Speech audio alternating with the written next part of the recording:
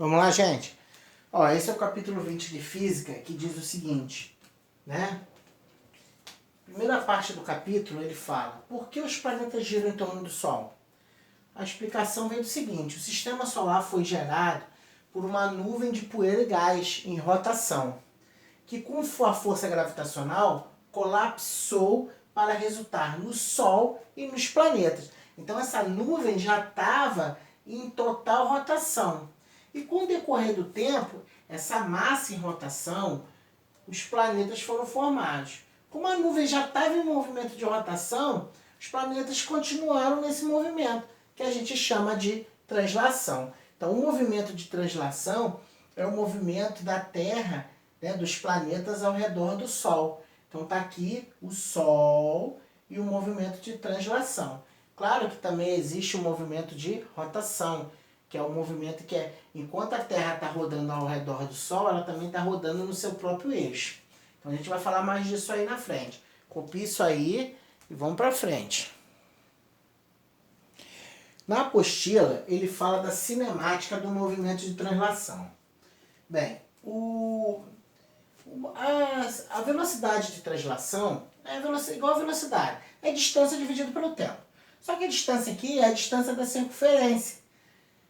Qual é o comprimento de uma circunferência? 2πr. Dividido pelo tempo. O tempo aqui a gente vai chamar de período, que é t. Então, se eu quisesse saber a velocidade, né? Se eu quisesse saber a velocidade de translação média da Terra em torno do Sol, era eu dividir esse 2πr pelo período. Então, eu sei que a translação, ela não é 365 dias certo. Ela é 365,25 dias. Beleza?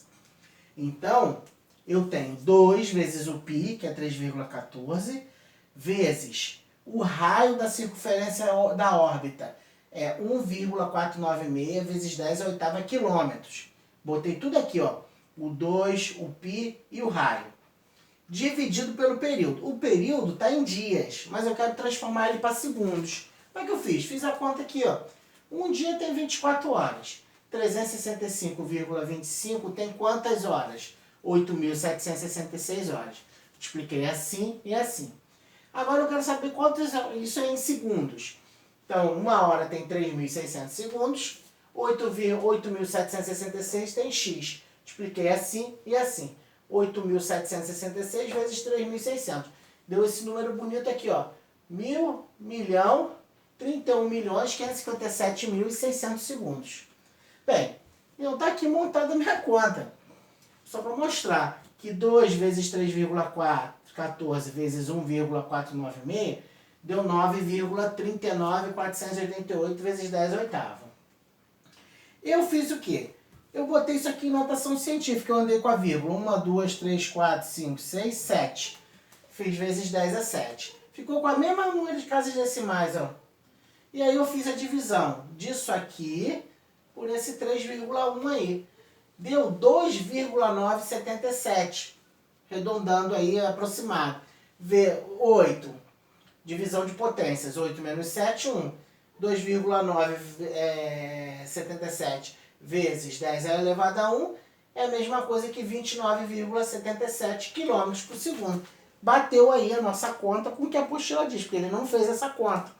E aí eu estou mostrando para vocês. Na verdade, na apostila está dizendo que a velocidade da Terra em média, né, da translação é de 29,78 km por segundo. 29,78. A gente aproximou aí para 29,77. Então é assim que a gente calcula a velocidade, né, da translação. Copia aí. Vamos lá continuar. Vamos falar de período de translação e ano sideral. O que é o ano sideral? É o tempo de translação em torno do Sol, ou seja, é quanto tempo o planeta leva ao redor do Sol. Aí eu botei 2 aqui de curiosidade, aliás 3. Botei a Terra, né?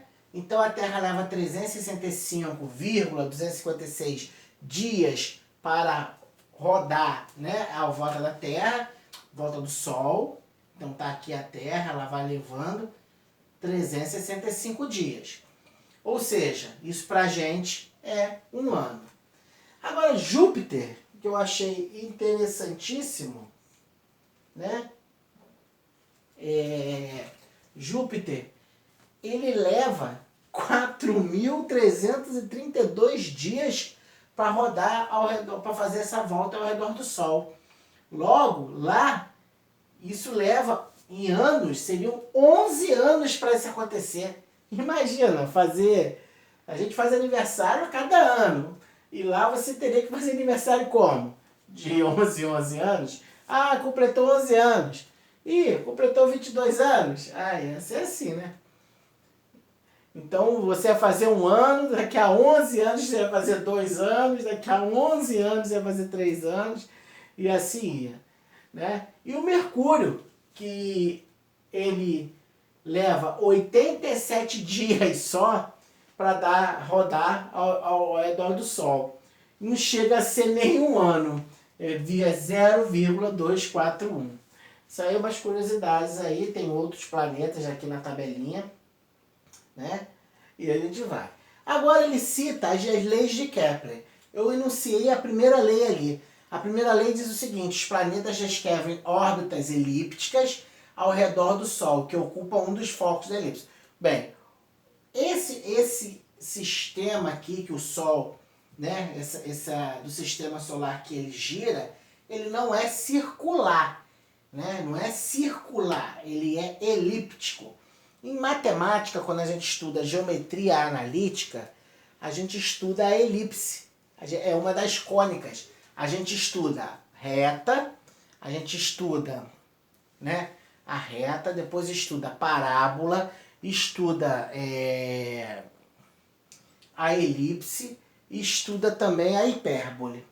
Então, a elipse é assim um ovozinho. Então tá aqui o planeta rodando e dentro da elipse existem 2 pontos que a gente chama de foco. E ele fala aqui na primeira lei o seguinte: os planetas descrevem órbitas elípticas, já está falando. Então já é uma lei. O planeta não tem órbita circular, órbita elíptica ao redor do Sol, que ocupa um dos focos. Ou seja, o Sol, bonitaço, vai estar aqui em um dos focos. Então toda elipse tem 2 focos, então o Sol está aqui. Beleza? E eu botei 2 nomezinhos aqui muito interessantes. A gente chama de afélio e periélio. O afélio é quando o planeta está mais longe do Sol. Então a gente chama, quando o planeta está mais longe do Sol, nessa situação aqui, da órbita elíptica, ele está mais longe do Sol, ele está com a velocidade menor. Então a gente chama de afélio. Ao momento que ele vai se aproximando do Sol, a velocidade dele vai chegando aqui, vai aumentando. E aí esse ponto que ele está próximo do Sol, a gente chama de periélio. Então, afastado do Sol, afélio, mais próximo do Sol, periélio. Beleza? Copia essa parada aí para a gente fazer a segunda parte da segunda lei. Olha a segunda lei de Kepler. A segunda lei diz o seguinte: o segmento imaginário que une o centro do Sol e o centro do planeta varre áreas iguais, varre áreas proporcionais no intervalo de tempo. O que isso quer dizer? Que quando o planeta está aqui, ele se deslocou para cá em um determinado intervalo de tempo. Depois ele se deslocou para cá, então esse centro daqui até aqui formou essa área aqui. E no momento que ele se deslocou para cá, no mesmo intervalo de tempo, até aqui, depois até aqui, ele formou outra área aqui. Então essa área aqui,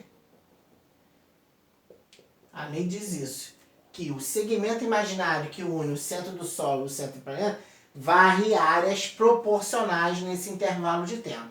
Tá bom, gente? Essa é a segunda lei de Kepler. Vamos lá, gente. Nós temos aí o período, o movimento de rotação. O movimento de rotação, ele por convenção foi adotado que é de oeste para leste. Então eu botei aqui a Terra inclinada, né? Lado de cá dia, como se tivesse uma divisão, lado de cá noite. Essa inclinação é de 23,5 graus. E aí nós temos período sideral e período sinódico. Há uma diferença, né? Porque ele diz o seguinte, o período de uma rotação da Terra, também chamado período ou de dia sideral, é de 23 horas e 56 minutos. Esse período leva em consideração uma volta completa de um ponto da superfície do planeta em relação a uma estrela fixa. Fixa uma estrela e conta quanto tempo que o planeta vai levar para rodar do início até passar de novo por essa estrela, né? Uma estrela fixa. Já o período sinódico é o intervalo de tempo em um ponto da superfície da Terra, né? Você fixa um ponto da superfície da Terra e vai contar quanto tempo ele vai levar para dar uma volta completa em relação ao Sol, diferente. Como a distância da Terra ao Sol não é desprezível, nessa situação esse período considera os efeitos da translação e da rotação do planeta. E esse período também é conhecido como dia solar, que é médio de 24 horas. Então, ó, o período sideral é de 23 horas e 56 minutos. O período sinódico é de 24 horas, também chamado de dia solar, certo? Diferentemente do período de translação, para o qual existe uma lei física que explica como esse período aumenta a distância do planeta ao Sol, o período de rotação é único para cada planeta e foi influenciado pelas diversas colisões de asteroides ainda no início do processo de formação. Claro, esses asteroides foram dando as inclinações de todos os planetas.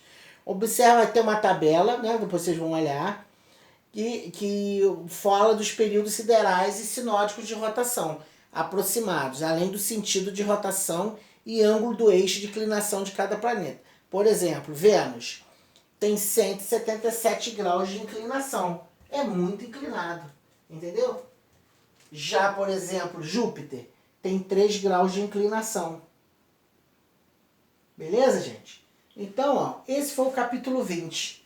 Qualquer coisa, façam aí, tentem fazer os exercícios da página 190, do 4 ao 12, tá? Que são as atividades finais. Valeu, gente. Um abração.